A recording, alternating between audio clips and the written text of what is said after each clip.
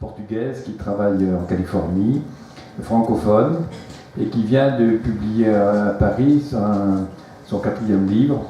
Donc il y avait l'erreur de Descartes, il y avait Spinoza avait raison, l'autre sur lequel je m'appuie pas mal, qui est sur l'activité réflexive, l'autre moi-même, et puis il vient d'en sortir un là maintenant, donc qui est sorti en primeur en français, bien qu'il travaille aux États-Unis, donc c'est un beaucoup d'Audrey Jacob. En primeur en français, les choses étranges de la vie, enfin quelque chose comme ça, je me souviens plus très bien du titre, où il revient un peu plus profondément sur cette histoire des émotions. Donc, en gros, en faisant, l'émotion, c'est ce qui meut, c'est ce qui part au début de la vie, je dirais même dès l'être monocellulaire. La vie, c'est l'individuation. Ça a commencé avec la première cellule. Et une cellule vivante, ça s'individualise par rapport au magma rocheux ou à queue, avec une frontière, une membrane, un dedans, un dehors, des circuits appétitifs, et ça serait ça la base des émotions. La vie, c'est l'échange incessant avec l'environnement. Donc c'est le mouvement, la vie. On n'arrête pas. Bon. Donc la vie, c'est les circuits appétitifs et les circuits aversifs. Je vais au dehors chercher ce dont j'ai besoin, je rejette le mauvais, je m'en protège. Donc ça serait ça qui me l'appétit et le repli. C'est entre ces deux émotions fondamentales. Alors après, qui vont se nuancer, notamment chez les animaux qui ont des cerveaux, qui ont un cerveau, et puis chez l'être humain du fait de son activité réflexive.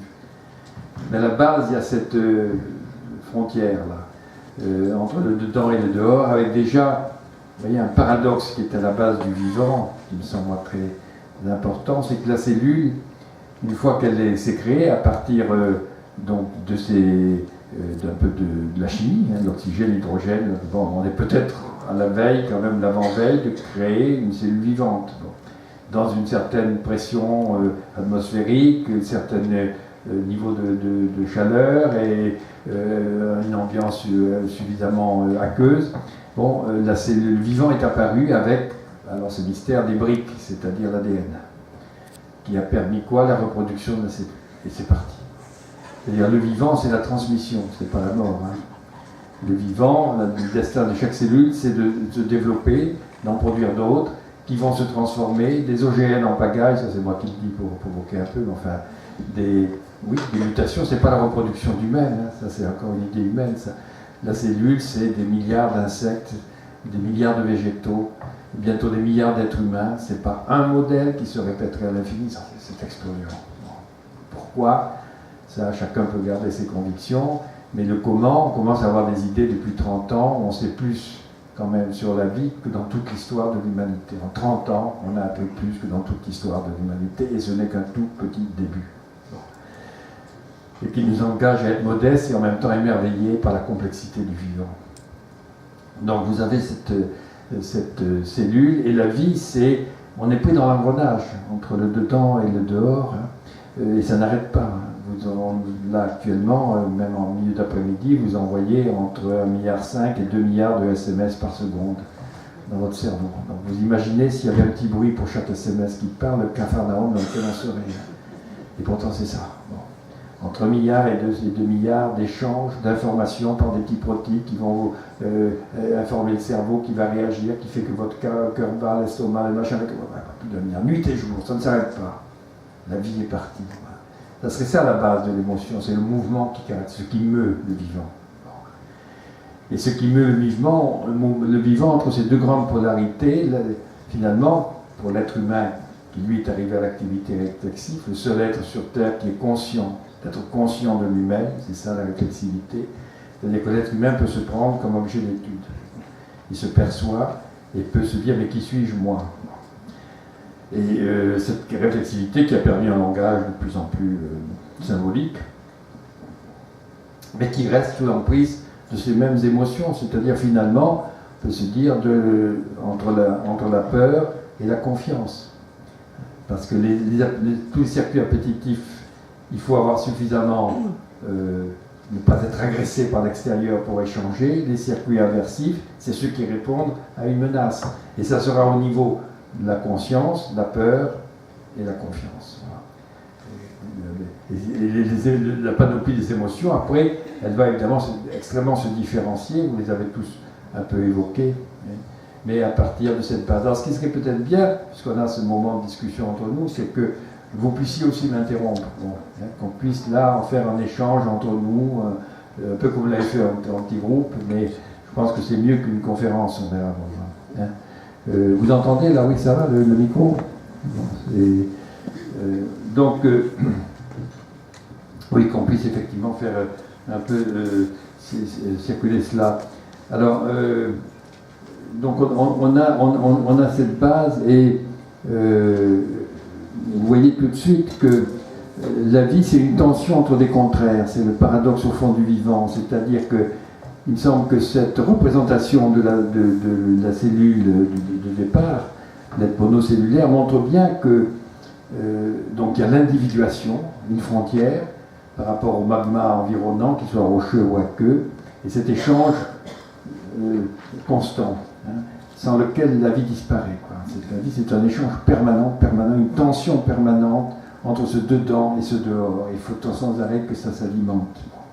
Et que si, vous voyez très bien que si l'enveloppe de la cellule est très faible, au moindre choc, elle éclate et elle meurt. Si elle est très épaisse, elle meurt parce qu'elle ne peut plus échanger.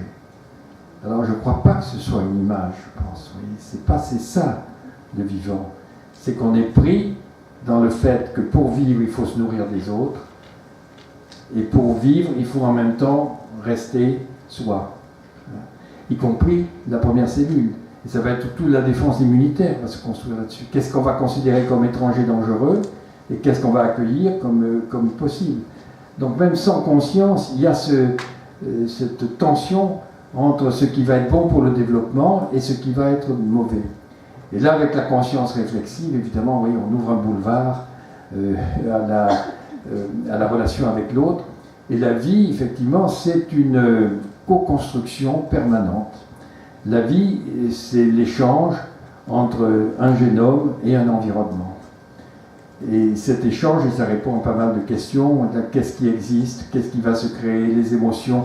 Il y a, avec l'émergence de la vie, un potentiel émotionnel qui est particulièrement grand chez l'être humain du fait de la complexité de son cerveau et de cette activité réflexive qui va évidemment amplifier le champ des émotions. Mais ces émotions, c'est une potentialité, comme tout ce dont nous sommes faits, qui va se révéler en fonction de la rencontre avec l'entourage. C'est pour ça qu'on peut dire que la vie, c'est une histoire de rencontre. Et chaque rencontre peut avoir son potentiel de répétition, mais aussi son potentiel d'ouverture. Et les émotions, comme le reste, ça s'apprend. Si vous avez vécu dans un régime où vous avez peur en permanence, sans aucune confiance et sans tendresse, vous ne saurez pas ce que c'est la tendresse. Vous serez uniquement dans la réactivité au danger immédiat. Si vous avez été élevé dans une atmosphère de tendresse, de bien-être, de confiance, vous n'aurez pas du tout le même vécu.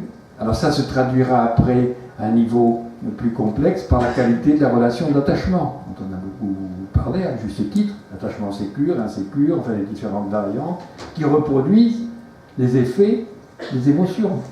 Si l'attachement est sécure, c'est parce que la confiance domine sur la peur. Et comment ça s'est créé? Par une rencontre avec un environnement et ce génome. Et là, les découvertes que nous faisons depuis un siècle, c'est qu'à la fois l'importance de la rencontre dans son côté relationnel avec la psychanalyse et puis après toutes les autres formes d'approche psychologique, on y reviendra peut-être, et puis le génome. Le génome dont on sait qu'il va commander aussi un certain nombre de caractéristiques émotionnelles. Il y a, et alors là ce qu'on pourrait, je pense, on pourrait en parler en termes de vulnérabilité. Je crois que c'est quelque chose qui revient très fort maintenant. C'est pas vous avez le gène d'une maladie psychiatrique ou de la toxicomanie. Non, il n'y a pas de gène de tout cela, mais il y a des facteurs plurigéniques qui vont faire que oui, comme d'ailleurs des animaux, on sait pour le cochon, pour d'autres, qui certains sont vont être plus facilement dépendants d'une drogue que d'autres. Parce qu'ils ont dans leur génome des éléments qui facilitent une réceptivité à la drogue ou qui facilitent une vulnérabilité à l'Alzheimer, si on veut, probablement, à la schizophrénie, aux troubles de l'humeur. Ce n'est pas une maladie, c'est une rencontre entre une vulnérabilité qui peut être énorme et qui fait que probablement on aura des signes de type trouble de l'humeur ou autre, et d'un environnement qui va amplifier les effets négatifs de cette vulnérabilité. Et la maladie, c'est quand on s'est enfermé dans un comportement qu'on n'a pas choisi, qui est dû à cette interaction entre soi et l'environnement, et qui finalement apporte une forme de soulagement. Et alors là, c'est quelque chose que personnellement, c'est au fond ma pratique, et où j'ai eu la chance de commencer mon travail de psychiatrie en 68 dans ce qui était le premier service même européen de psychiatrie de l'enfant et de l'adolescent à ce qui était l'hôpital international de l'Université de Paris, qui est devenu l'Institut mutualiste Montsouris, et là où on avait 39 lits d'hospitalisation, puis 30 places d'hôpital de jour, à peu près 2500 suivis en consultation, et j'ai eu la chance d'y rester 40 ans, jusqu'en 2008, et de devenir le chef de service dans les années 90, au début des années 90. Donc, et avoir là des contacts avec beaucoup d'anciens patients que je rencontre, quelquefois à l'occasion de rencontres comme ça, peut-être que quelqu'un est passé dans le service parmi vous, et s'il veut se faire connaître après, même intimement, ça me fait plaisir d'avoir des nouvelles. Donc j'en ai comme ça pas mal, je me déplace. Et puis j'ai des contacts avec des patients que j'ai soignés en 69, 70, 71, là, récemment. D'ailleurs, il se trouve que toute une série d'événements ont fait que certains ont repris contact et ont gardé cette possibilité. Et donc on a une histoire de vie, c'est-à-dire on voit des personnes qui sont devenues grands-parents. D'autres sont morts, tragiquement, et sans en avoir voulu. D'autres, justement, sont grands-parents et peuvent, là, maintenant, s'interroger sur pourquoi ils déliraient à cette époque, pourquoi, voilà, et ne plus comprendre comment ils ont pu être comme ça. Alors, c'est pas tant au niveau des toxicomanies, d'ailleurs, pas accessoirement, mais c'est la même chose. Et tout ça, finalement, il me semble qu'on peut le voir quand on voit même ces maladies dites psychiatriques, qu'on ne choisit pas. Essayez de vous créer une maladie psychiatrique, vous n'y arriverez pas. Et si vous limitez, c'est barbare, hein, c'est épuisant. Hein. Il y a des tocs, lavez-vous la main 50 fois, enfin ouais, franchement, c'est pas...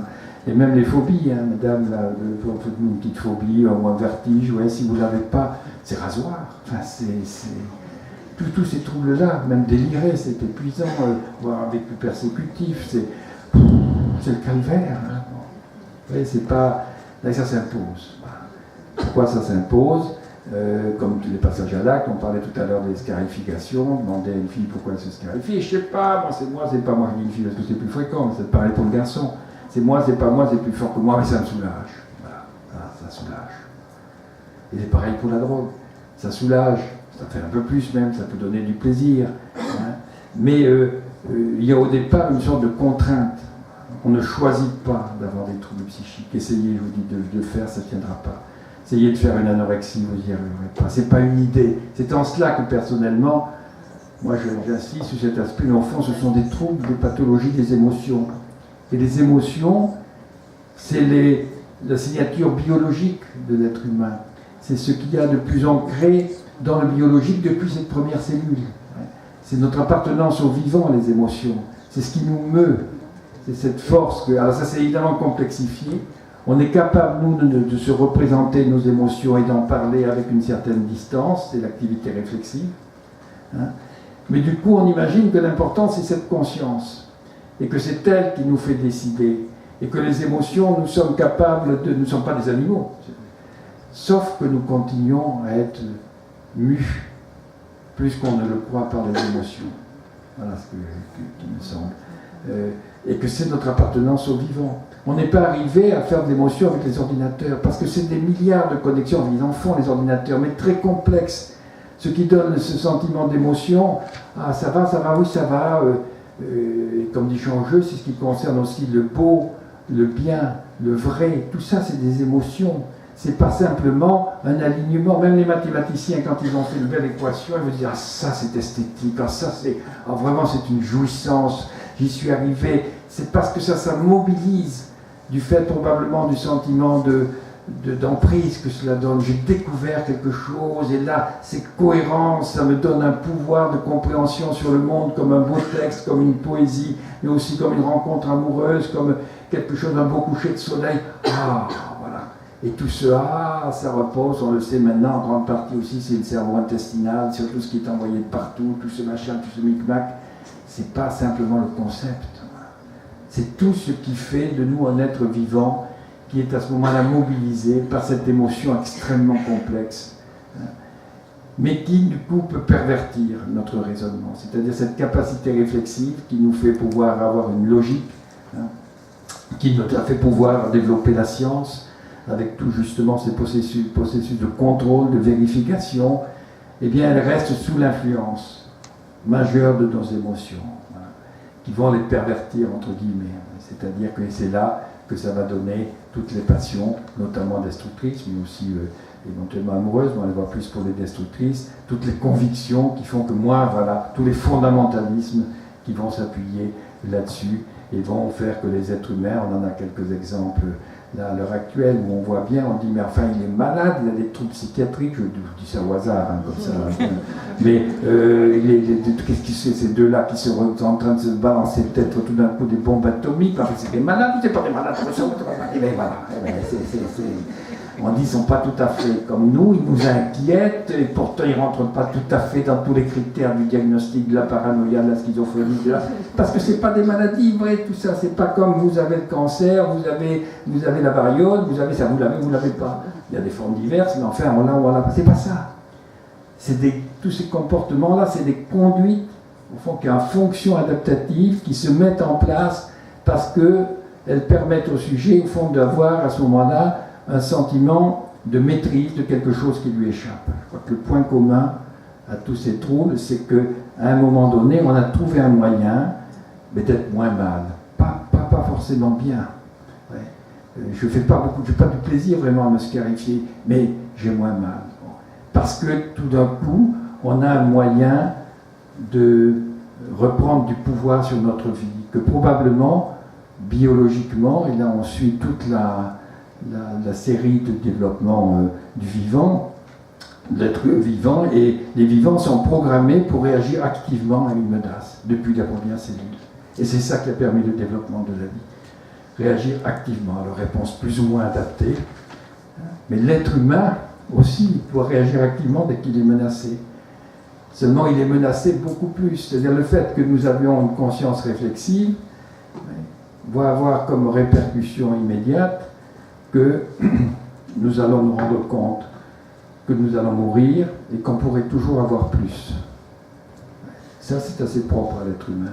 On ne dit pas du tout les animaux, non, c'est pas la mort pour les animaux, c'est la disparition.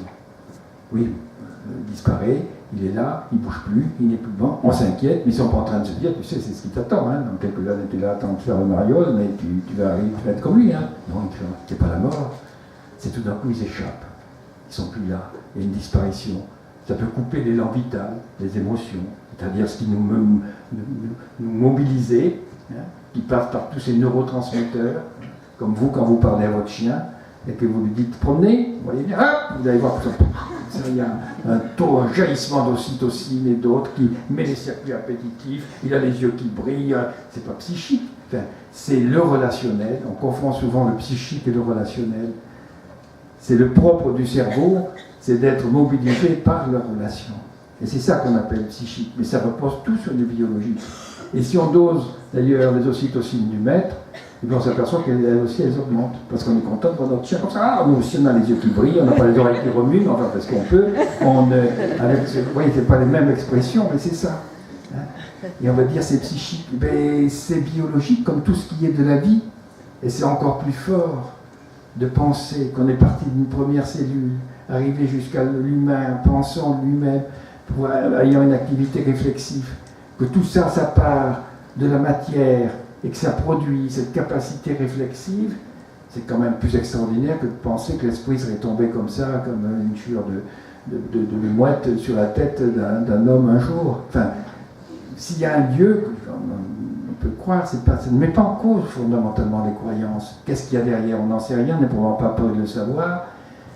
Mais c'est quand même plus extraordinaire de penser qu'il y a dans la vie cette finalité qui va faire que dès qu'à partir d'une première cellule, un être monocellulaire très fragmentaire, eh bien il va y avoir des mutations génétiques en pagaille qui vont aboutir à ce que je vous disais tout à l'heure, ces milliards d'insectes, ces milliards de végétaux, tous ces animaux, jusqu'à l'être humain, où nous sommes des milliards, tous avec des points semblables, une base semblable, et tous différents. Personne n'a le même ADN parmi ces milliards. C'est pas extraordinaire qu'on puisse reconnaître chacun parce qu'il n'a pas le même ADN. Enfin, c'est prodigieux. Non, ça vous rend admiratif. Il y a de quoi se mettre à genoux devant le vivant. C'est ça qu'il faudrait montrer aussi aux enfants. Hein. Et puis tu vois là, avec ton cerveau, c'est de faire la beauté du vivant. Hein, ton cerveau, toi qui ne veux pas qu'on touche à ton iPhone comme ça, ne bouscule pas, ne mets pas d'autre, etc. Et toi, tu comprends pourquoi si tu enfumes ton cerveau, qui a autre chose quand même comme puissance que ton iPhone, et on est vraiment honteux d'avoir pu faire que ça jusqu'à présent, enfin, ça va s'augmenter, mais on est loin de réaliser ton cerveau. Et ton cerveau, on ne pourra pas le réparer s'il est enfumé, s'il est plein de hashish, parce que le hashish a une propension très forte à se fixer sur les graisses. Et le cerveau, c'est 1,4 kg de graisse. Et 150 km de neurones et des milliards de millions de connexions. Et ça donne ça. Chapeau. Ouais. Il y a quelque chose de très beau. Alors tu vois, c'est ça. Et la créativité, c'est ça, c'est l'échange qui a permis ces mutations, ces transformations. Et la destructivité, c'est quand on détruit l'échange, quand on coupe. Alors regarde les forêts autour de toi, regarde combien il y a de millions d'animaux, combien il y a des végétaux, combien c'est différent. Mais il le feu, il y a une inondation, il n'y a plus que de la cendre. C'est ça la destruction. Tout est égal. La seule égalité, c'est ce qui détruit. Là, on a un pouvoir.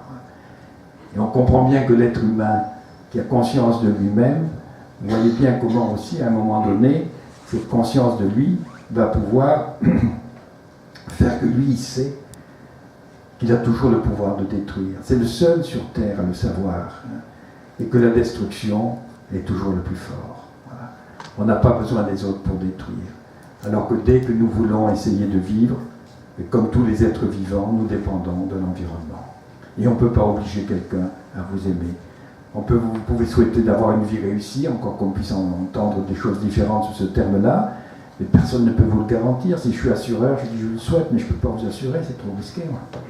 Par contre, si vous me dites la vie c'est de la merde, j'attends rien, tout ça je n'en veux pas, je veux tout en l'air, ah ben ça je vous signe un contrat, c'est sûr, c'est possible, ça marche à tout.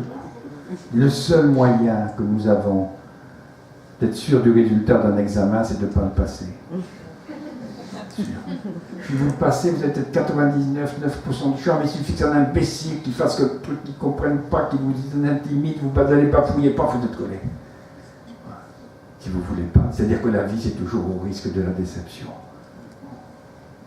Alors, ça, c'est des choses qu'on retrouve dans la philosophie, dans le monde, c'est pas nouveau, mais je trouve que la biologie nous apporte des réponses qui pourraient réconcilier des points de vue qui apparaissent contradictoires et montrer cette richesse du vivant et cette impossibilité de le maîtriser et qui implique cette confiance à l'autre et le risque. Et ça, cette rencontre d'homme à homme, on les a de moins en moins à l'heure actuelle. C'est pas les parents qui peuvent y suffire, c'est différent, ils y contribuent largement. Mais c'est au niveau de l'école, des rencontres, qu'on peut se permettre justement de dire des choses parce qu'on n'a pas le même poids de l'attente émotionnelle qu'avec les parents. Ou du fait de leur importance, bien sûr qu'on sent à un moment donné que plus ils nous en disent là-dessus, plus il faut que quand même on se dégage un peu de tout ça. Enfin, voilà.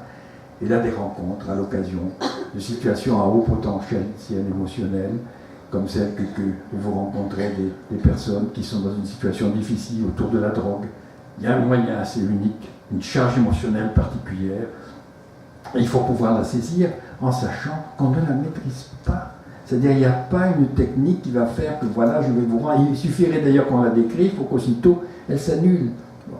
Parce que l'homme est ainsi fait que si on lui dit tu vas voir, on est plus fort que toi, on va réussir à te faire faire ce qu'on a envie, et bien justement ça ne marchera pas. Parce que là, ça le ressentira comme c'est too much. Moi je veux. Et on a toujours cette possibilité de détruire, voilà. Et de dire, vous me dites ça, mais justement je ne le fais pas de chance. Hein. Voilà. Et là j'existe. Bon. Et on voit jusqu'où ça peut mener. Jusqu'à la mort, et personnellement je pense que tous ces actes de mort, y compris les suicides, c'est des actes de vie, c'est des façons de se faire vivre, mais on s'est complètement dupé, leurré, par le fait que tout d'un coup, on sent qu'on a là où on n'avait pas de pouvoir, on était dans la honte, on était ce qu'on a évoqué à plusieurs reprises, on était dans ces émotions négatives, on ne se sentait pas de valeur. Tout d'un coup, il y en a justement souvent des rencontres de personnes qui vont vous dire « Je te reconnais, je te vois, je vois ton pouvoir, tu vas faire ceci, suis-moi, et tu vas transformer le monde, et on y va. » Et puis ça va recommencer tous les 50 ans, on continue pareil. Bon, il n'y a rien de nouveau sous le soleil. Mais on va aller se tuer en pensant qu'on fait vivre, parce que là, on se sent exister tout d'un coup. Bon. Alors, si on réfléchit un petit peu à ça, ça peut nous aider à mettre un petit peu du jeu, à dire qu'on prend, oui, c'est pas en soi mal, donc c'est pas fou d'avoir des troubles, et s'impose à nous, c'est pas fou de recourir à de la drogue, parce que sur le moment, ça nous soulage. C'est des façons, c'est nos psychotropes, l'alcool, les autres, ça nous aide à vivre. Bon. Sauf, pourquoi c'est pathogène? Et bien parce que ça nous empêche de nous nourrir de l'échange, ça nous ferme sur nous-mêmes, et ça nous prive de ce à quoi nous aurions droit. Et c'est pas juste que pour se sentir moins mal, on soit amené à se priver de ce à quoi on aurait droit. Et c'est là-dessus où on peut agir. Il va dire, mais c'est pas fou, mais c'est pas juste, voyez. Mais je comprends bien que vous êtes mieux. On vous demande après de souffrir, de vous priver de quelque chose, mais pourquoi ça en vaut la peine? Mais en raison de vos potentiels que vous avez. Et c'est là où on ne peut pas être neutre et de dire simplement c'est votre affaire, c'est bon. Et dans tous ces adolescents qu'on a pu voir, tous les troubles psychiatriques, si on y songe, tous, c'est une façon de retrouver un pouvoir en coupant le lien, voilà. En maîtrisant le lien, parce que ça on a le pouvoir de limiter. Dans les 3 domaines de l'échange essentiel qui sont prendre soin de son corps, développer ses compétences scolaires et autres, développer sa sociabilité. Prenez tous les troubles psychiatriques, c'est une fermeture. Même quand on vous avait peur de l'araignée dans son coin, ben voilà comment ça marche. C'est un espace qui vous est fermé. Parce que tout d'un coup, le danger est focalisé là, hein, et puis vous l'évitez, et vous avez moins peur. Alors si c'est de l'araignée, c'est pas très grave de ne pas faire sa rencontre. Mais si c'est la phobie scolaire, ça devient un problème. Si c'est sortir seul, ça devient un problème. Pourquoi c'est pathogène comme pour c'est parce que ça vous abîme, ça vous prive de ce à quoi vous avez droit. C'est pas une question de morale, c'est pas une question de... c'est que ça vous prive, et que ça c'est pas juste, mais pas fou. Et que nous on peut être tenté. Hein. Et d'ailleurs, pourquoi? Parce que vous vous sentiez tout d'un coup menacé, impuissant, et que là s'impose en fonction, comme je disais tout à l'heure, de votre tempérament. Vous trouvez quelque chose qui s'impose, et qui va faire que vous faites une anorexie. Alors le tempérament, mais aussi les modèles, le poids de l'environnement sociologique, bien sûr, vont jouer. Mais tout ça, c'est pas choisi. Et ça a une fonction, on est moins mal. Je vous dis, si vous voyez les filles qui se clarifient, vous disent oui, on en parlait tout à l'heure, ça me soulage. Bon, et bien si vous leur dites, un ami je leur disais, mais attendez, si c'était moi qui vous le faisiez, ils me disent, mais ça me ferait mal. Ah ouais, vous avez tout compris. C'est que quand on s'inflige soi-même des douleurs, des blessures, quand on va se faire tuer, si on le sent comme sa décision qui donne sens à votre vie, on a l'impression de vivre, on n'a pas du tout l'impression. Mais si l'autre vous dit, attends, détends-toi, je vais te scarifier le bras, alors là c'est des gouvernements, mais pour qui vous me prenez, pourquoi c'est une agression sur le territoire. Et là on retrouve ces éléments fondamentaux des émotions qui sont que justement, elles sont là pour à la fois alimenter la survie de la cellule et du corps, hein, c'est les circuits appétitifs, et pour protéger des dangers. Voilà. Sauf que, encore une fois, la protection chez l'être humain, le fait de se fermer, le négatif, là est toujours possible. Voilà. Et va lui donner un sentiment de pouvoir, qui va donc le duper. Je crois que si on dit cela, en sachant que ce qu'on a besoin quand on se sent comme ça impuissant, c'est de retrouver un rôle actif, et que ce rôle actif, on n'a toujours pas la destruction. Moi, je suis assez, en ce moment, invité par des diabétologues, en fait, avec 4-5 ans, à peu près à leur congrès annuel, parce que les diabétologues supportent très mal d'avoir de bons traitements pour des diabètes de type 1 chez les ados et autres, et qui ne prennent pas le traitement et n'observent pas le régime. Enfin, qu'est-ce qu'ils ont dans la tête? Qu'est-ce que c'est? Ils sont fous, ils sont fait pour le plaisir d'embêter, qu'est-ce que c'est que ces trucs? C'est comment? Mais c'est tout bête. C'est que c'est injuste d'avoir un diabète de type 1, totalement injuste. Alors si on est dans une famille où on se sent apprécié, valorisé, où on est solidaire, il y a un plaisir d'être ensemble, de partager, ben, il y a peu de chances ou il y a beaucoup de chances de l'autre côté, que si un diabète se découvre à l'adolescence, eh bien on s'unisse contre ça. Et on dit ça en vaut la peine, parce que la vie vaut la peine, parce qu'on est là, parce que ça a un sens. Et mais heureusement, on a des traitements. Mais si ça vient, encore une fois, renvoyer l'adolescent au fait que pourquoi il était moins aimé que son frère, vrai ou pas, enfin, c'est comme ça qu'il ressentait, pourquoi lui a eu ceci et pas ceci, pourquoi il n'a pas eu sa mère et pourquoi sa mère est morte, et pourquoi il y a eu toutes ces situations où il s'est retrouvé impuissant devant une réalité qui le confrontait à son impuissance, et tout d'un coup il y a un diabète, il n'y peut rien. Par contre, sur le traitement, là, il retrouve un pouvoir. Et son corps lui appartient. Et je ferai le régime qui me convient. Et là, je me sens exister. Là, je suis moins déprimé.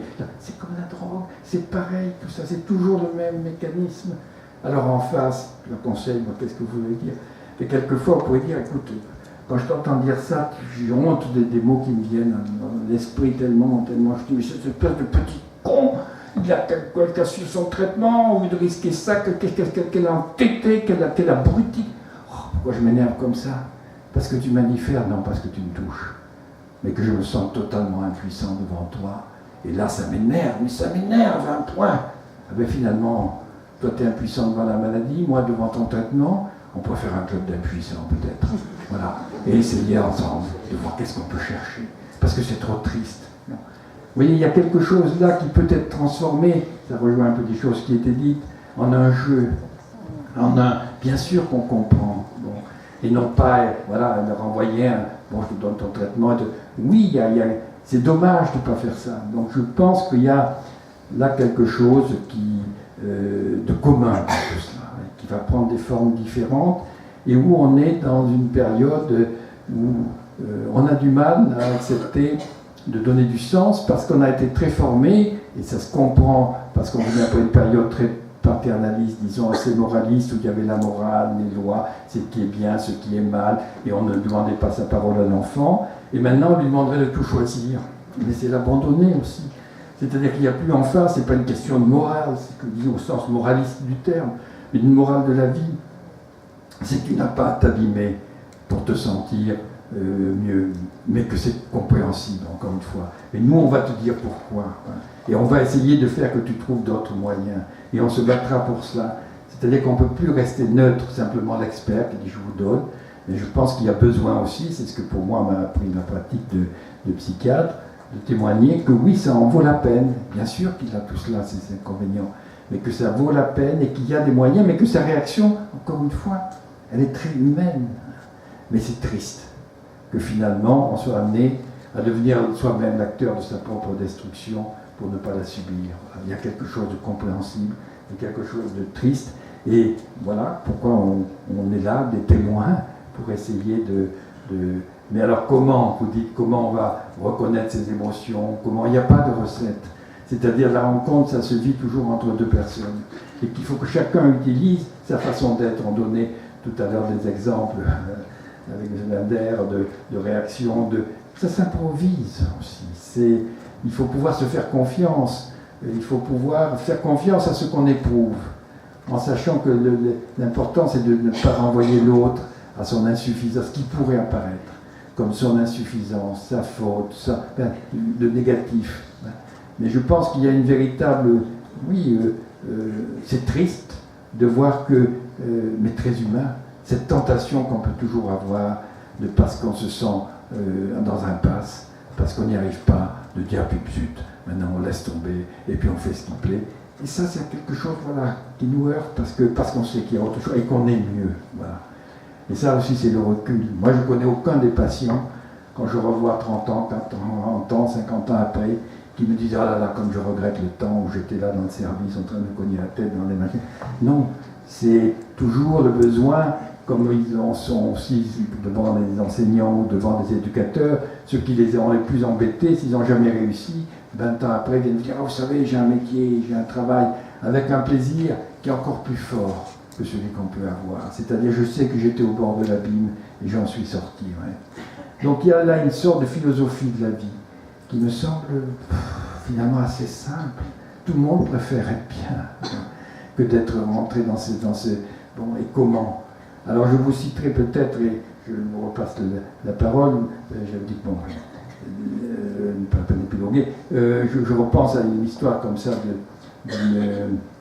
parce qu'il y a la drogue qui est un petit peu mêlée, d'une jeune anorexique de 14 ans, que j'avais soigné dans les années 90, comme ça, qui était dans une aînée de 4 enfants, une famille un peu à problème. La mère avait des troubles maniaco-dépressifs, c'est-à-dire là aussi quelque chose d'hyper, émotivité, dans le trouble bipolaire, d'un père qui aussi avait des variations comme ça un peu bien, c'était l'aîné, il trouve le moyen, je ne sais pas pour quelle raison, le père de se faire son coming out en disant que le jour de l'anniversaire de sa fille, qu'il avait une liaison avec un garçon à peine plus âgé que la fille, et la mère qui a pété les plombs avec ça, bon machin, la fille a fait une tentative de suicide, enfin une espèce de déflagration dans la famille, parce qu'on n'est pas capable non plus de contenir, avec cette idée il faut tout dire, oui, il faut pouvoir contenir aussi ses contradictions, ne pas les déverser, c'était pas bon, voilà, bon, il fait ça, elle fait une tentative, après une anorexie très grave, et puis elle est très fermée là-dessus,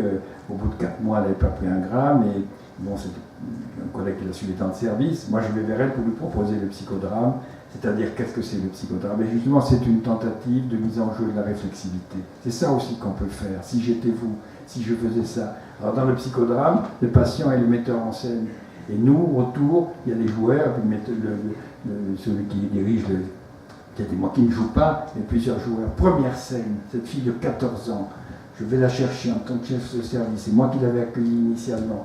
Elle s'est enfermée là dans le groupe là aussi, vous voyez, tous ces problèmes de territoire, dans le groupe de celles qui sont des résistantes, celles qui ne mangent pas, à côté des failloteuses, celles qui remangent. Alors, il y a tout de suite après, vous voyez, tous ces phénomènes inévitables, émotionnels. Si vous avez 10 anorexies, il y en aura forcément au moins 3 qui, si les autres mangent, ne mangeront pas parce qu'elles sont différentes. Elles ne sont pas comme cette meute-là d'abrutis qui suivent tout. Non, c'est très bien, c'est celles qui vont en pâtir, c'est comme ça. Et c'est pas voulu, c'est quelque chose de profond.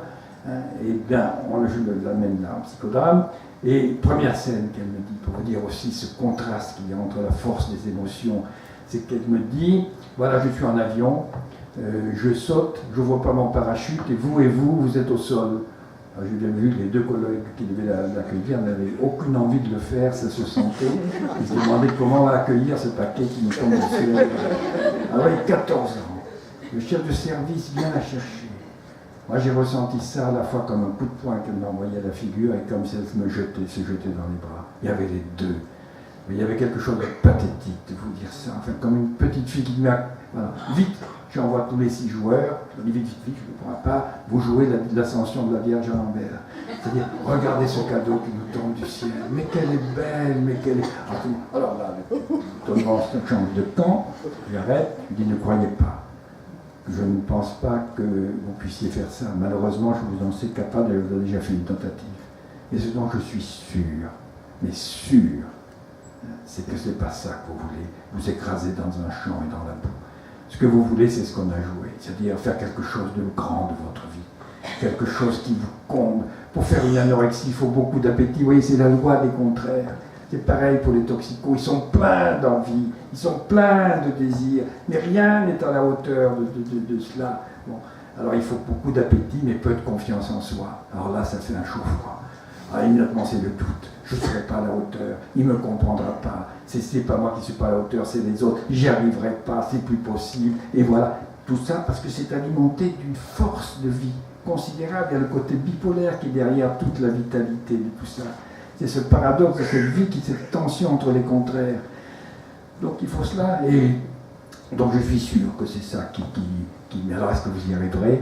Bon, les choses se passent plus calmement. Il se trouve que, peu près 4 mois après, elle avait repris le poids de sortie, elle est partie au Canada. Ses parents l'ont laissé partir, moi j'ai poussé parce que pourquoi prendre de la distance par rapport à ce milieu qui était trop surchargé, pas qu'ils soient mauvais les parents, c'est pas qu'ils soient, il y a trop d'émotions, trop en train de se regarder, tu fais ci, moi je fais ça, et toi de l'année, comment elle va aujourd'hui? Elle part au Canada, elle avait des amis là-bas, de la famille, elle y va. 3 ans après, je reçois une lettre où elle me dit en gros, voilà comment, et c'est souvent comme ça qu'on reçoit les messages quand il y a eu, voilà comment j'ai guéri, c'est moi qui m'ai guéri, mon anorexie en faisant de la boulimie, c'est pas mieux. Voilà comment j'ai guéri la boulimie en prenant du H, c'est pas nettement mieux non plus. Et voilà comment j'ai guéri le H, eh bien parce que j'ai eu un succès scolaire j'ai eu des matières qui m'intéressaient, et puis plein de camarades, mais dès qu'il y avait une relation très proche, je coupais net. Il y avait même mis SIC, entre parenthèses, là aussi. Comment se reporte sur la relation avec les autres, cette peur de rapprocher, comme si ça allait l'envahir, comme si tout d'un coup, elle allait ou être déçue ou être envahie. Bon. Et puis j'ai plus de nouvelles. Et puis 4-5 ans après, je reçois une lettre, je venais de partir à la retraite, elle me dit je retourne à Paris, j'aimerais bien vous rencontrer. Alors on se retrouve au café, moi j'étais plus au moment. Alors je vois arriver une belle jeune femme, ça c'est un peu gratifiant quand ça marche avec les anorexies. Donc voir de 28 ans qui me dit voilà je suis journaliste, je reviens maintenant en France, je suis avec un ami et je voudrais un enfant. Mais j'ai peur d'avoir un enfant. Mais c'est normal. Pour tout le monde, c'est une aventure. Est-ce que je suis prête? Est-ce qu'on est prêt? On n'est jamais prêt. Il faut quand même, c'est une aventure, il faut vous faire confiance. En tout cas, vous savez que vous pouvez descendre très bas et remonter. Ça, c'est une force pour la vie, j'en suis persuadé. Vous savez que vous pouvez remonter. Et un an après, je reçois un faire-part en me disant, il me semblait normal que vous soyez un des premiers avertis de la naissance du petit Damien. Bon, voilà, très bien. Et puis, l'an dernier, je reçois un coup de fil. Elle était en pleurs, en me disant, voilà, mon père est mort. Finalement, j'ai très mal supporté sa mort. Mais surtout, mon copain est parti. Alors voilà, mon copain est parti. Le père est mort. Et alors là, je ne peux pas rester seul. C'est la panique, c'est l'angoisse. Qu'est-ce que je peux faire? Alors vite, je me suis raccroché à un autre ami qui est journaliste, qui travaille aussi avec moi, mais il prend de la cocaïne. Et je me suis mis à la cocaïne. Et maintenant, je sens que c'est en train de m'envahir. Voilà, elle était en larmes là-dessus. C'est ça la vie. C'est pas guéri, elle n'a pas guéri, elle a ses vulnérabilités. Je lui dis là aussi, vous savez d'où vous pouvez remonter. Et vous sentez que là, il y a quelque chose qui est dangereux. Alors vous ne restez pas seul. Bon, elle avait un psychothérapeute qu'elle avait vu à un moment donné. Elle m'a dit, je suis déjà retourné la voir, mais je voulais vous en avertir. C'est bon, je ne sais pas où ça en est. Et c'est ça, enfin, la vie. Et comment on va après pouvoir donner sens à ça, la rattraper? Je veux dire, il y a quelque chose où on n'est pas simplement en train d'éliminer une maladie, on est en train de mettre en forme un parcours de vie. Et les rencontres sont importantes et elles passent. C'est pas s'arrêter, c'est pas simplement une personne, mais on est dans ces rencontres un moment où on peut là, par ce qu'on renvoie de la vie, du sens de la vie, on a quelque chose qui peut mobiliser ces gens-là. Voilà ce que, pour moi, nous sommes des métiers de la rencontre, et c'est d'ailleurs dans ce sens que je termine là-dessus. Nous avons fait un diplôme universitaire sur les adolescents dits difficiles, j'avais 17 ans, où je réunis toutes les personnes, tous les métiers à haut potentiel émotionnel dans la rencontre avec les adolescents, santé, justice, éducation nationale, police et gendarmerie, tous ensemble, et surtout tous les niveaux hiérarchiques ensemble, pour qu'ils apprennent à travailler ensemble, non pas en tant qu'experts, ça l'expertise ils l'ont par ailleurs, mais en tant que personne, de savoir que dans ces métiers, eh bien, ce qu'on est comme personne va autant compter que l'expert, la qualité de l'expert, que notre qualité d'expert va être aussi intimement liée au sens qu'en tant que personne, nous donnons là dans ces rencontres à haut potentiel émotionnel. Vous vous rendez compte, et ça c'est pas du tout préparé là. Vous vous rendez compte, alors après on trouve ces trucs comme on vient de le voir dans la banlieue de Saint-Denis, enfin ou à côté, là, bon, voilà, d'un jeune gendarme, pour policier qui a quelque 20 ans, qu'on met en face de gens de son âge et qui vont le traiter d'enculé et d'imbécile et qui n'est pas préparé à ça. Bon, et qui vont effectivement dans cette ambiance où on dit tu vas voir enculé, tu vas voir celui-là, et puis qui vont effectivement faire ce qui s'est passé. C'est un drame pour les deux. C'est dramatique, ils n'ont qu'une préparation sur les émotions qui vont être engagées dans ces choses-là.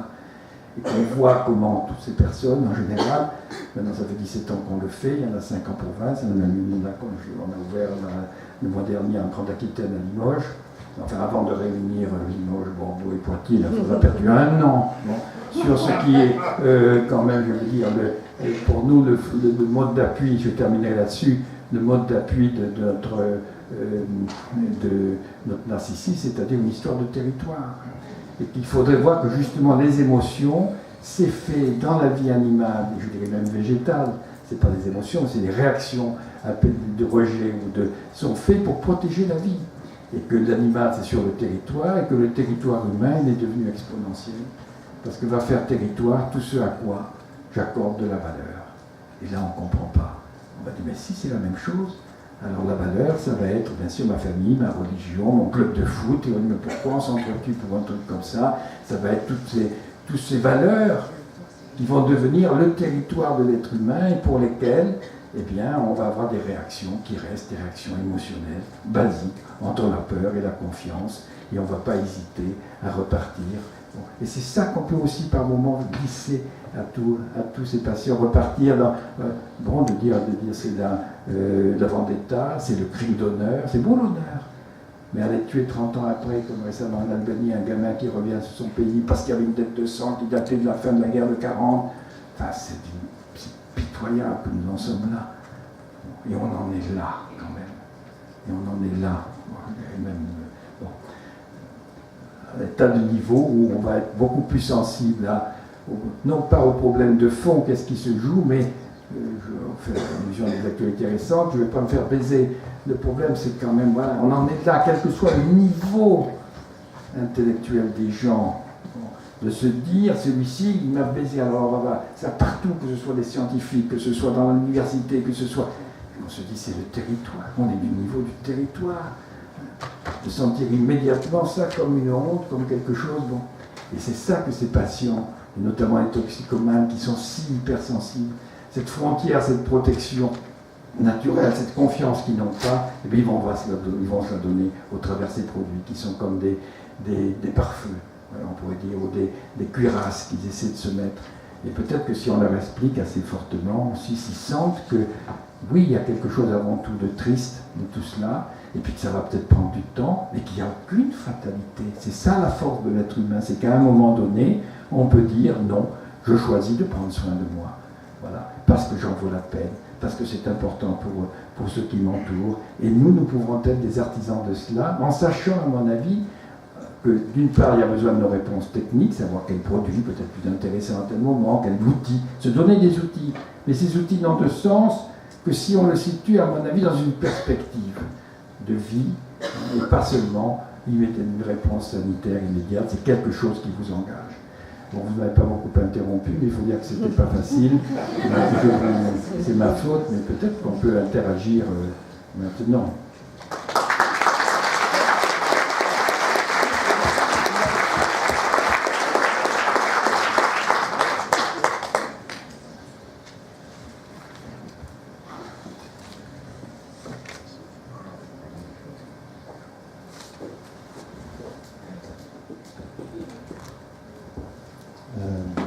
Merci beaucoup pour cette leçon de vie que vous nous donnez. Je suis frappé par... on évoque là, vous évoquez l'émotion comme quelque chose qui dilate un peu l'être humain, qui est une force de vie. Et ce qui me frappe un peu, c'est dans les médias, l'utilisation de l'émotion comme vecteur pour attirer les gens. Enfin, il y a quelque chose qui me semble... facteur d'emprise lorsque les médias ou l'actualité ne retirent d'un fait divers que le caractère émotionnel sans avoir d'éléments réflexifs. Et je trouve que c'est quelque chose qui augmente dans la marchandisation d'émotions, peut-être. Enfin, quel est votre avis là-dessus? Mais oui, c'est-à-dire il y a un émotionnel qui est mal contrôlé parce que il n'est pas vraiment pensé. Là, vous voyez bien la difficulté qu'on a, que j'ai eu de même à dire où commence ou s'arrête l'émotion. Voilà, c'est un terme. Mais le problème, c'est qu'est-ce qui nous meut. Alors on va croire que ce qui nous meut, c'est nos idées. C'est nos. Oui, mais c'est aussi l'émotion qui accompagne ces idées. Alors il en faut, mais il faut aussi qu'on puisse ne pas tomber dans ce qui est dans l'emprise, c'est-à-dire si ce n'est pas comme ça, alors ça va être la destruction, c'est-à-dire la peur, sortir du dilemme confiance-peur. Si vous ne faites pas comme moi, ça va être la peur. Et vous voyez bien comment notre sécurité intérieure, notre confiance en nous, ce qui fait que nous pouvons être assez rassurés, confiants, et sans arrêt mis en cause par tout ce qui est différent. Il y a une tolérance du vivant à ce qui est différent, comme chez l'animal. S'il y a quelque chose de différent dans l'entourage, immédiatement il va réagir. Voilà, que voir c'est bon, c'est danger ou pas danger. Moi, je pense dans le site d'ailleurs, comment ces petits trucs, ces petits animaux, les oricates là, qui sont en Afrique du Sud, ceux qui sont là comme ça en train de vivre. On est comme ça. Alors il y a des gens qui sont tout le temps comme ça, et qui morts comme ça, qui sont, parce qu'ils sont en insécurité. Hein. Et alors notre territoire narcissique, il est toujours insécurisé là, actuellement. Alors vous voyez comment. Et en même temps, il y a avec l'individualisme, ce qui est il y a toujours les contraires sont inhérents à la vie. Alors l'individualisme, c'est une chance de sortir du magma de la foule, enfin un peu la Corée du Nord et nous, on fait quand même quelques différents. Donc vous voyez, on les pleure en commun, on en arrive à ça, l'être humain. Enfin, ils arrivent à ça. Enfin, c'est hallucinant de voir ces milliers de gens qui vont en même temps pleurer ou chanter comme moi. C'est possible, l'être humain est comme ça. Nous ne sommes jamais que voilà, un ordinateur pas très sophistiqué, mais bon, qui va être influencé par l'environnement. Nous sommes ça aussi. Et en même temps, nous avons la possibilité de regard sur nous-mêmes et de choisir. C'est fantastique. Mais comment choisir? Et là, on est soumis à de telles pressions diverses. Et sans arrêt, du coup, dans la comparaison, c'est plus ou c'est moins, c'est mieux ou c'est pas, tout le temps. C'est ça que la conscience réflexive nous a mis dans l'intranquillité. Parce qu'en permanence, on est en train de se comparer. Alors si on le savait, si on peut se le dire, et puis dire ce qui est important, c'est de sortir du binaire. Bon, c'est bien, c'est mal, c'est mauvais, non, la vie n'est pas binaire, c'est une tension entre des contraires. Et que tout peut tourner au négatif ou au positif, et que ça fait la richesse aussi, qu'on est à un moment de l'évolution humaine où on pourrait avoir cela, comme ça. Et je crois que tous ceux qui sont en souffrance comme ça psychique sont des témoins de cet échec, et particulièrement ceux qui l'ont par l'intermédiaire des produits, où ils sont moins impliqués peut-être au niveau des contraintes internes, mais ils vont les retrouver au travers des produits, ces contraintes. Bon. Eh bien, ils pâtissent de cette situation. Alors comment leur montrer qu'ils sont un peu les victimes de tout ça, et qu'on sorte en effet d'un discours purement moralisateur. Et je pense que tous, on est maintenant porteurs de quelque chose où il faut qu'on essaie, là où on est, comme on est, de pouvoir transmettre, et que nous sommes, c'est un point sur lequel j'insiste beaucoup, de se dire que les êtres humains, ce sont, de par leur conscience réflexive, en effet, des régulateurs des instincts, pour le meilleur et pour le pire. La générosité, le don et aussi les massacres sans limite, parce qu'on peut l'inverse. Donc on peut choisir plutôt la créativité que la destructivité, et que nous sommes des générateurs de valeurs et d'ambiance. Nous sommes chacun porteurs d'une capacité à générer une ambiance là où on est, dans le travail, dans sa famille. Alors, il faudrait interroger les ambiances au travail, c'est à nous, ça nous appartient. On pourrait le rendre accessible, on pourrait, tout en ayant des contraintes diverses et contradictoires, mais c'est la façon de les vivre qui va compter. Et c'est ça peut-être qu'on peut arriver à transmettre. On est oui, nous sommes nous aussi des générateurs d'ambiance, et dans nos métiers particulièrement. Donc là, on peut, il y a quelque chose qu'on peut essayer de transmettre, et ne pas suivre les gens en difficulté qui vont vous dire tout le temps, ils vont trouver un bouc émissaire, le mal il est ici, et inversement ils vont souvent devenir eux-mêmes un bouc émissaire, c'est lui qui pose problème, non c'est les autres. C'est pas ça, c'est d'arriver à faire vivre les contraires en nous, et les rendre non destructeurs. C'est-à-dire qu'ils aillent vers ce qui est la vie, c'est-à-dire l'échange. Alors c'est plus facile à dire qu'à faire, hein. Bien sûr, on en est bien. Mais je pense que vous êtes, vous voyez, qu'on le veut, et que c'est ce qui manque un peu. On est tous un petit peu des témoins de cela. Et on a témoigné, et on sous-estime considérablement l'attente quand même de ces personnes à l'égard de rencontres. Mais on ne maîtrise pas la rencontre. Voilà. Il faut accepter que toujours c'est au risque de la déception et que peut-être nous on aura éveillé quelque chose qui se réalisera qu'avec quelqu'un d'autre. Bon, et voilà, c'est pas l'important c'est de donner envie d'aller vers ce qui est la vie, c'est-à-dire l'échange et la co-construction, et pas la fermeture. Une autre question derrière. Merci pour votre intervention, c'est vraiment très très riche. Ce qui fait écho en moi, c'est peut-être qu'on ne nous a pas donné les codes sur comment accepter cette dualité qui est en chacun d'entre nous et comment accepter aussi les richesses qu'il y a de par nos différences. Et qu'est-ce que vous pensez aussi de cette approche-là qui voit le jour en ce moment sur les compétences psychosociales où on parle beaucoup d'estime de soi, de confiance en soi, d'affirmation de soi, donner un sens à sa vie. Il se trouve que moi j'ai démarré une formation là-dessus, donc tout ça, ça fait écho. Et qu'est-ce que vous en pensez ? Ben oui, plutôt du bien. Plutôt du bien, c'est des moyens justement d'essayer de partager, de montrer que nous avons un rôle, nous sommes des acteurs. Voilà. Et c'est vrai que on voit ce balancier de la vie toujours entre ces contraires. D'une certaine façon, on peut dire qu'à un moment donné, la psychanalyse a permis de découvrir le poids des traumatismes infantiles, de ce qui nous a marqué dans l'enfance, du poids de tout cela. Et puis après, il y a eu la résilience. C'est ce jeu de bascule, c'est-à-dire oui, il y a des choses qui pèsent, mais ce n'est pas une fatalité, ça sera, l'important c'est ce qu'on va en faire. Et ce qu'on va en faire n'est pas inscrit d'avance. Voilà. On a toujours, et ça va dépendre des rencontres. Bon. Et alors ça, c'est des moyens aussi de voir, et bon, j'étais l'autre jour aussi à l'assemblée de la mindfulness, enfin la pleine conscience, je n'ai pas spécialement pratiqué, mais je trouve que c'est intéressant aussi, parce que l'émotion les intéresse bien sûr au premier rang, et bien de voir que justement dans cette pleine conscience, dans tout ce mouvement-là, on est en train, au fond, d'encadrer à la fois les gens, tout en leur donnant le sentiment, qui est réel, que c'est eux qui choisissent. C'est pas du tout imposé. Vous devenez les acteurs de votre vie. Et en même temps, on les prend par la main.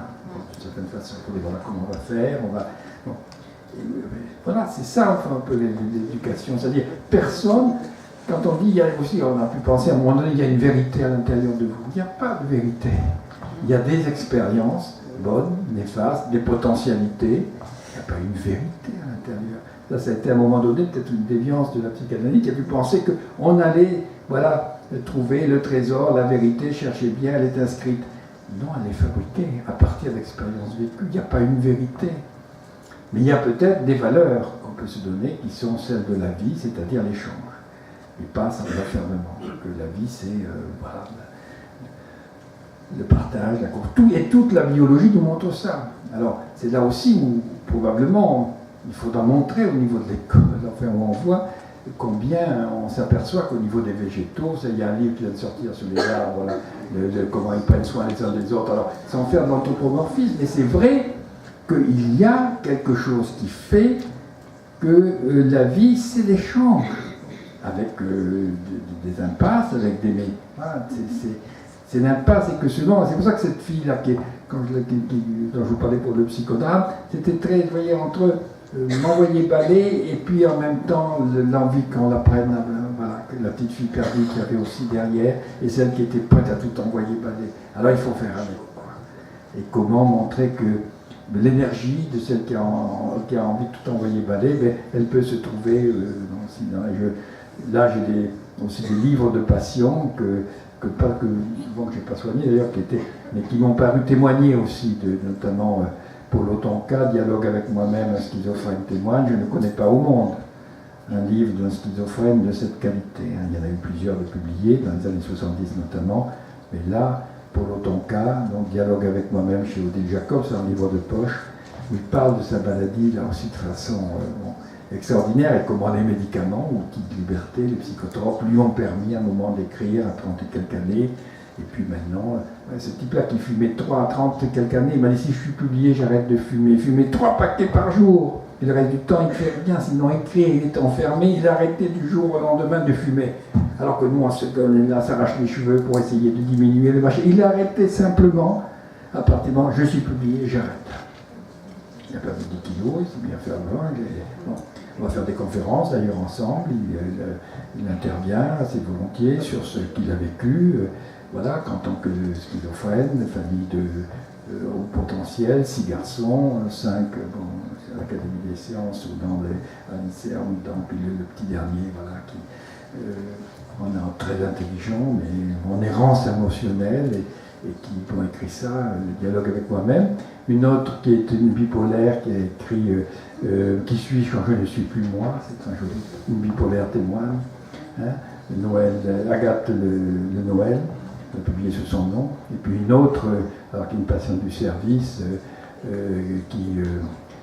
Nicole Desportes, qui a une anorexie, mais alors on va dire quoi, ouais, toujours pareil, une anorexie grave, parce qu'il y a des traits psychotiques, parce qu'effectivement elle avait une violence, elle a commencé à 17 ans, mais elle s'est scarifiée tout le corps, décoller les 2 rétines à coup de poing sur les yeux, casser les pommes à coup de poing, 19 ans de suivi, 8 ans d'hospitalisation, et maintenant elle travaille à l'aide sociale à l'enfance, elle a publié sous son nom, quel courage, non, parce qu'on n'est pas tendre entre nous sur ces choses-là, enfin pareil, c'était bien d'accueillir, et voilà, qui a 50 et quelques années, qui maintenant n'a plus tout de suite d'anorexie, qui peut, c'est possible, voilà, c'est qu'il y a derrière, c'est extraordinaire. Et alors elle décrit justement ces 2 filles qui en aiment, celle qui a envie de tout envoyer en l'air, puis l'autre qui aimerait tellement le contraire, et qui est un fond humain commun quand même, que nous avons, avec plus ou moins d'intensité selon notre tempérament. Il y a là des choses qui, par l'excès même d'émotions, nous tournent vers le bipolaire, mais il y a tout un continuum. Et qu'on est au cœur du vivant, dans la bipolarité, c'est au cœur du vivant. C'est-à-dire, c'est la même intensité qui va nous faire réussir ou nous démolir. Et ça, on voit bien que c'est souvent associé, si ceux qui sont pour les drogues, ils ont aussi des variations d'humeur en général assez importantes. C'est une richesse potentielle. Cette même richesse peut devenir un facteur de destruction si elle est perçue comme négative et comme une source de douleur. Oui, Jean-François Massé, médecin généraliste. Dans la série des livres que vous venez d'évoquer, je proposerai volontiers celui de Delphine de Vigan, qui, de l'autre côté de la barrière, fait une analyse personnelle, littéraire exceptionnelle dans Rien ne s'oppose à la nuit. Oui. Oui, tout à fait, bien sûr. Et par ailleurs, vous avez évoqué tout à l'heure le concept de l'outil. Moi, je suis très sensible dans ma pratique de praticien et même dans ma pratique de pédagogue. Et la boîte à outils, ça me paraît être une métaphore magnifique. Et vous les avez resitués effectivement d'une perspective de vie. On imagine mal le virtuose pianiste qui ne resitue pas l'accordage de son piano dans la perspective du concert. Et donc, tout à l'heure, il avait été proposé dans les questions des ateliers que vous, au-delà de l'identification des émotions, que vous proposiez des moyens de les utiliser. Et donc, si vous pouviez nous donner 1 ou 2 exemples de l'utilisation d'une émotion issue de votre expérience, de votre pratique, j'aurais le sentiment d'approcher d'un peu plus près la qualité de l'outil. Merci. D'accord. Mais oui, l'outil, c'est aussi nous là. C'est-à-dire, soit on peut le faire au travers de techniques. Alors, il y a des tas de, je dirais même des techniques qui se développent maintenant, de l'EMDR et de toutes ces méthodes aussi qui sont de tout d'un coup mettre le sujet en état, au fond, de suspendre ses moyens de contrôle et brutalement lui permettre d'exprimer ce qui passe et puis qui va évidemment faire sortir ce qu'il ne voulait pas faire sortir plus ou moins inconsciemment et qui sont des choses émotionnelles. Donc c'est ça les outils. Après, nous comme outils, je crois que c'est quelque chose qui se construit petit à petit dans notre pratique avec les patients à partir de notre réflexion, mais que chacun a sa façon de gérer la rencontre et de réagir en s'inspirant de ce qu'il a pu. Mais il n'y a pas... c'est une co-construction, vraiment, là je crois que c'est ça qui est important, il faut faire avec ce qu'on est. Donc, voilà.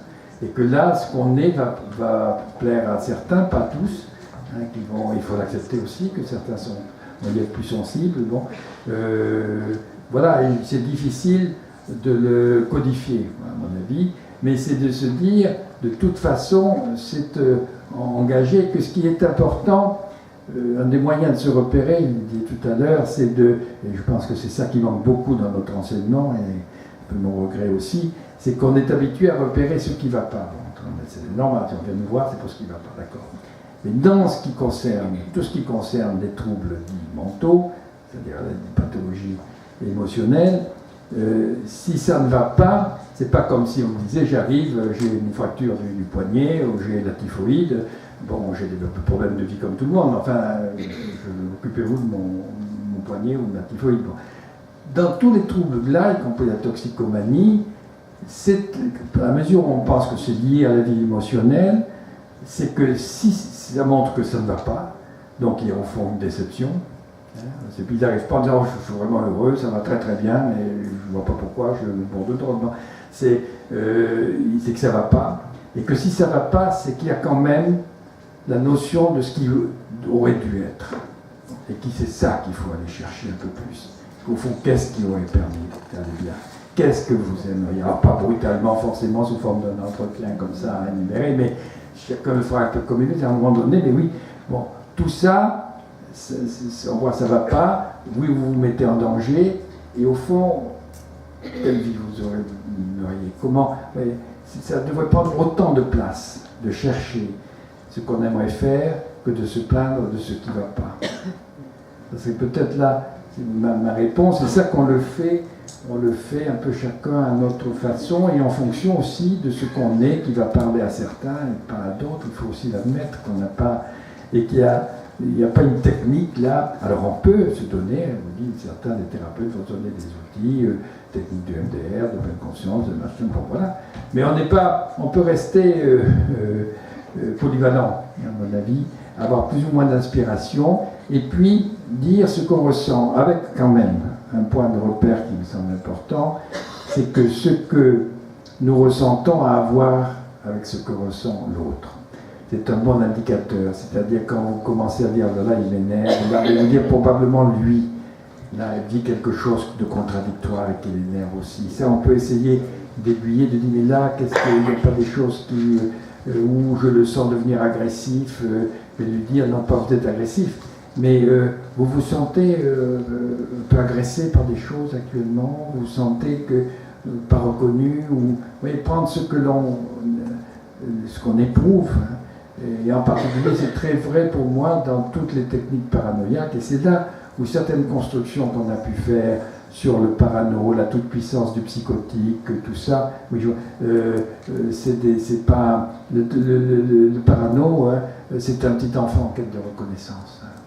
C'est pas quelqu'un de... Ah, il peut, comme tout petit enfant, il peut devenir dangereux si tout d'un coup il se sent pas reconnu parce qu'il a un corps d'homme. Mais c'est ça. Le parano, c'est pas celui qui vient vous persécuter, c'est que lui-même, le seul fait de venir vous voir, c'est une menace pour lui. Donc il se sent menacé par vous. Alors donc du coup vous dites je vais l'aider, il se sent menacé, il pousse un peu, quoi, il commence à me casser celui-ci. Bon. Et du coup, il va créer ce qu'il redoute, c'est-à-dire mais oui, c'est tout ce que vous ressentez, il faut l'inverser. Si quelqu'un, voilà, vous devient menaçant, s'il convient, c'est qu'il est menacé. Il y a quelque chose là qui semble vous faire peur, oui, voilà. Bon, je vois comment le faire. Juste une question. Justement, ça me paraît que ça fait un petit tremplin avant les ateliers.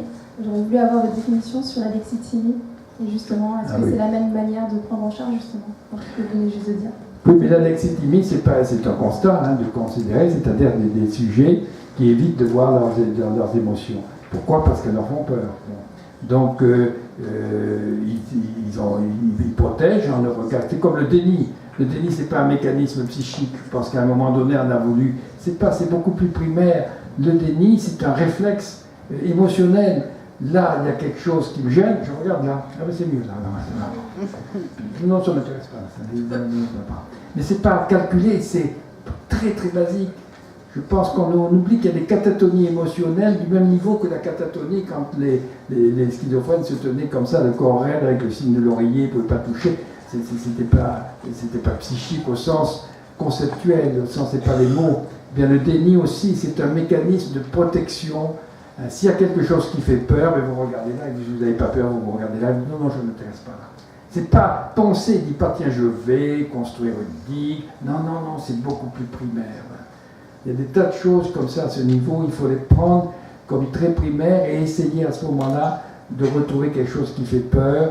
Et pour pouvoir le retrouver, il faut créer une base de sécurité avec eux. En partant comme cela, et petit à petit, on va pouvoir amener. Et l'alexithymie, c'est pareil, c'est de la peur d'être débordé par des émotions. Il y a des tas de gens qui sont des gens à principe, qui se veulent très objectifs. Ils ont construit d'énormes barrières contre leurs émotions d'enfant. C'est un véritable barrage. Et si on construit un barrage, c'est que ça pousse derrière, vous êtes sûr. Et les alexithymiques, c'est que là, ils ont peur d'être débordés par... c'est pas qu'ils... Vous voyez, ils ne reconnaissent pas leurs émotions parce que la reconnaître pourrait les précipiter. Il y a un réflexe préalable de protection contre... Et on voit ces transformations quand ils vont mieux. Il va falloir s'arrêter pour aller dans les ateliers. Oui. Allez. Est-ce que ça peut être dangereux de créer une émotion en consultation? Je suis généraliste aussi. Et juste pour finir sur ce thème-là, est-ce que le patient peut être en danger si on suscite une émotion chez lui? On n'en a pas du tout. Ça dépend de laquelle et à quel moment et comment. Et qu'à ce moment-là, je crois que l'important, c'est pas de pas se paniquer, mais de se dire, bon là, quelque chose de... Vous voyez, il y a quelque chose qui me semble fort, là, pour vous qu'on touche, comment on peut... Voilà, qu'est-ce qu'on va en faire? C'est-à-dire l'accueillir, l'accompagner, et parfois trouver une solution. Oui, on peut toucher tout d'un coup un point, mais ce n'est pas le côté très bruyant qui est forcément le plus inquiétant. Hein. Mais il faut en tout cas pouvoir, à ce moment, l'accueillir, l'accompagner, et pas en miroir non plus se paniquer. Peut-être quelquefois, oui, dire là, je ne vous laisse pas, enfin là c'est exceptionnel, je ne vous laisse pas partir, on va appeler quelqu'un, ou on vous conduit, enfin, c'est quand même heureusement assez rare, mais il faut qu'on soit capable d'absorber aussi, nous, de contenir ce qu'on provoque et ne pas et même s'il se panique, dire bon ben oui c'est compréhensible, mais on va trouver une solution, vous allez voir, qu'on soit assez enveloppant et cadrant. Alors n'oubliez pas qu'on a une deuxième conférence ce soir, et donc on va prendre une petite pause de café, et dans un quart d'heure, 20 minutes, dans les assiettes.